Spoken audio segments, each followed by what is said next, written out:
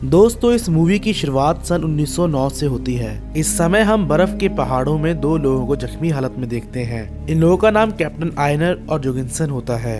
जोगिन्सन के पैरों की हालत बहुत खराब होती है।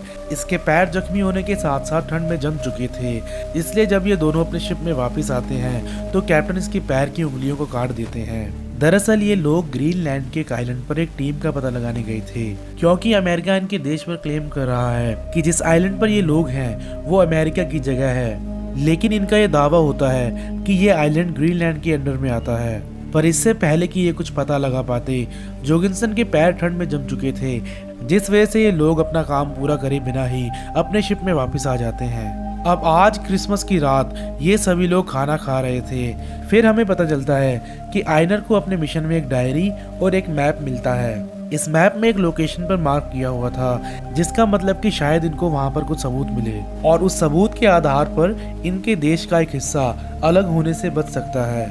अब कैप्टन एक बार फिर से अपनी जर्नी को स्टार्ट करना चाहता है, पर इस बार कोई भी इनके साथ नहीं जाना चाहता। लेकिन इनमें से एक आदमी जिसका नाम एवर्सन होता है, वो आयनर के साथ जाने के लिए तैयार हो जाता है। एवर्सन इनका साथी नहीं होता, बल्कि वो तो बस एक मैकेनिक होता है जो कि कैप्टन के साथ जाने के लिए तैयार हो जाता है। अब अगले दिन कैप्टन एवर्सन को अपनी गाड़ी से डॉग बांधने के लिए कहता है, पर एवर्सन उन डॉग्स को सही तरीके से बांधने के बजाय उन डॉग्स से फ्रेंडशिप कर लेता है। जोगिन्सन ये देखकर एवर्सन को समझाता है कि ये सिर्फ डॉग्स हैं, तुमको इनसे दोस्ती नहीं करनी चाहिए, क्योंकि इस मिशन में जब इनका खाना खत्म हो जाएगा तो हम इनमें से किसी कमजोर डॉग को मार देंगे ताकि वो दूसरे डॉग्स की भूख मिटा सके। ये सुनकर एवर्सन बहुत हैरान हो जाता है और इसे यहाँ पर बहुत दुख भी होता है। फिर हम देखते हैं कि अगले दिन कैप्टन और एवर्सन अपने साथ जरूरी सामान लेकर अपने मिशन पर निकल जाते हैं।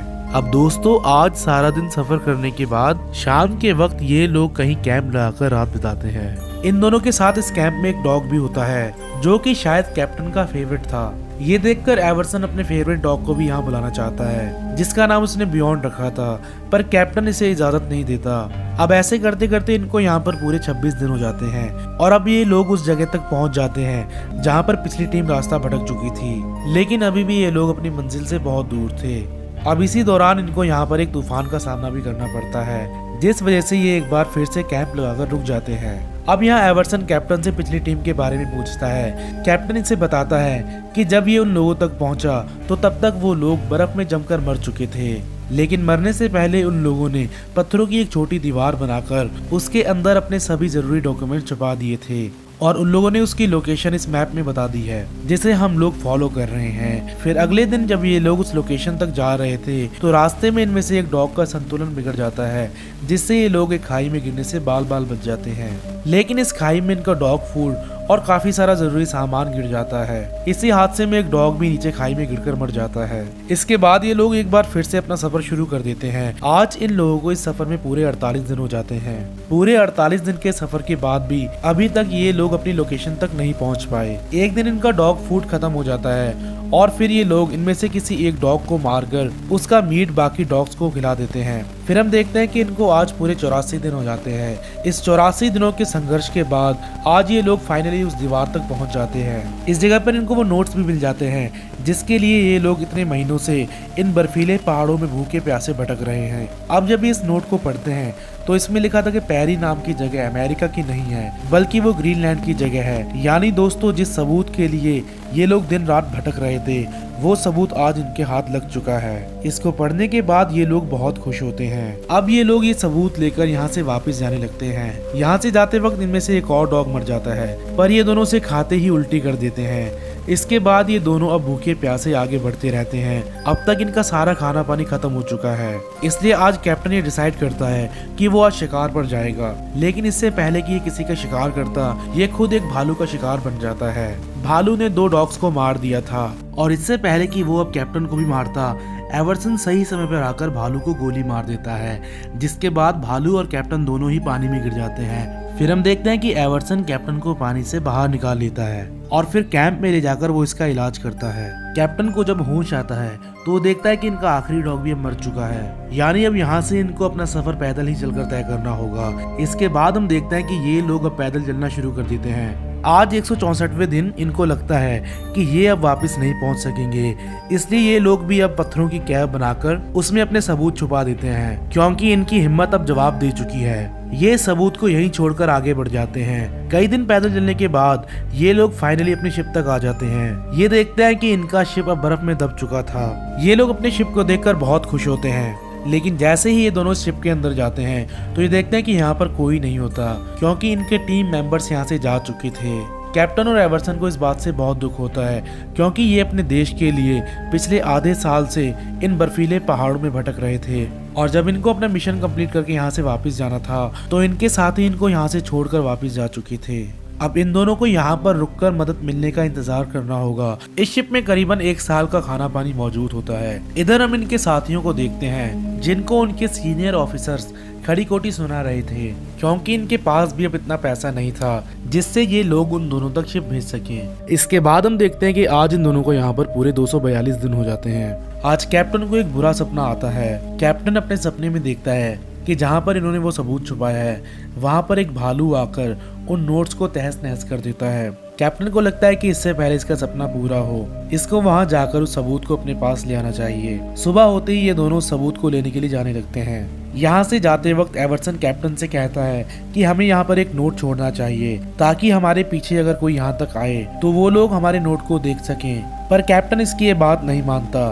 फिर हम देखते हैं कि कैप्टन और एवर्सन उस सबूत तक पहुंच जाते हैं और उसे वापस अपनी शिप तक ले आते हैं। अब जब ये लोग इस शिप तक वापस आते हैं तो ये शिप का दरवाजा खुला हुआ देखते हैं। अंदर आकर इनको एक नोट मिलता है, जिससे ये समझ जाते हैं कि जब ये लोग उस तरफ गए थे तो यहाँ पर एक रेस्क्यू टीम इनको यहाँ से लेने के लिए आई थी। लेकिन उस रेस्क्यू टीम को लगता है कि कैप्टन और एवर्सन अभी भी अपने मिशन से वापस नहीं लौटे, इसलिए वो लोग यहाँ से वापस चले आते हैं। अब हम देखते हैं कि एवर्सन कैप्टन पर गुस्सा करता है। वो कहता है कि अगर तुमने मेरी बात मान ली होती तो शायद वो रेस्क्यू टीम हमारे आने तक का इंतजार कर लेती। ये सुनकर कैप्टन को अपनी गलती का एहसास होता है, इसलिए वो गुस्से में आकर यहाँ पर तोड़फोड़ करना शुरू कर देता है। इधर हम एक आदमी को देखते हैं जो कि अपने सीनियर ऑफिसर को दोबारा से कैप्टन और एवर्सन के पास एक रेस्क्यू टीम भेजने की बात करता है, लेकिन इस बार इसका सीनियर ऑफिसर इसे मना कर देता है। अब हम देखते हैं कि कैप्टन और एवर्सन को यहाँ पर पूरे 793 दिन हो जाते हैं। इन दोनों का बिहेवियर पहले से बिल्कुल चेंज हो चुका है।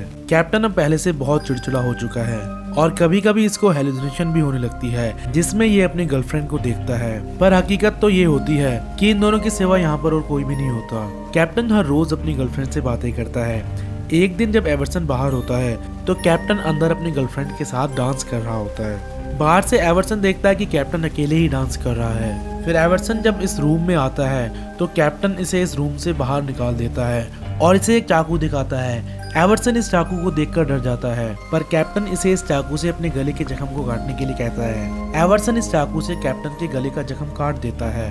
अगली सुबह एवर्सन कैप्टन के पास आकर कहता है कि आपने जो लड़की मुझे फोटो में दिखाई थी वो मेरे सपने में आई थी। ये सुनने के बाद कैप्टन को एवर्सन पर बहुत गुस्सा आता है, क्योंकि वो लड़की नायक कैप्टन की गर्लफ्रेंड होती है। इन दोनों में यहाँ पर हाथापाई होने लगती है।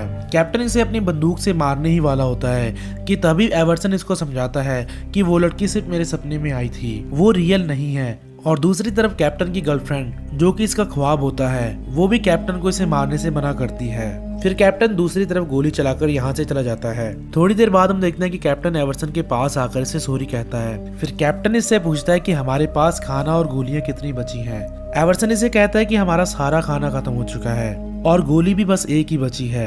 अब जब ये लोग बात कर रहे होते हैं तो इसी वक्त बाहर भालू आ जाता है, जिसके बाद कैप्टन इस भालू को मारना चाहता है, पर एवर्सन ने बंदूक छुपा दी होती है। फिर कैप्टन एवर्सन को जोर जोर से चिल्लाने के लिए कहता है ताकि वो भालू इनका शोर सुनकर यहाँ से दूर भाग जाए। और दोस्तों, होता भी कुछ ऐसा ही है। वो भालू इन दोनों का शोर सुनकर यहाँ से बहुत दूर भाग जाता है। फिर सीन शिफ्ट होता है तो हम देखते हैं कि आज इन दोनों को यहाँ पर पूरे 865 दिन हो चुके हैं। आज के दिन इनको बाहर किसी के पैरों की आवाज सुनाई देती है। कैप्टन को लगता है कि बाहर शायद एक भालू है, इसलिए ये लोग बंदूक लेकर भालू को मारने के लिए बाहर आ जाते हैं। लेकिन बाहर भालू नहीं होता, वहाँ तो एक रेस्क्यू टीम होती है जो कि इन लोगों को यहाँ से लेने के लिए आई होती है। अब इन दोनों को यहाँ से वापस ले जाया जाता है और आज इनको इनकी बहादुरी के लिए अवार्ड भी मिलने वाला होता है, क्योंकि इन्होंने वो सबूत सबके सामने पेश कर दिया है, जिससे अमेरिका को ये मानना पड़ता है कि पेरीलैंड ग्रीनलैंड का ही एक हिस्सा है। अब जब इनको अवार्ड दिया जाता है तो इसी वक्त इनके सामने वही लड़की आ जाती है जो कि कैप्टन के ख्वाबों में आती थी।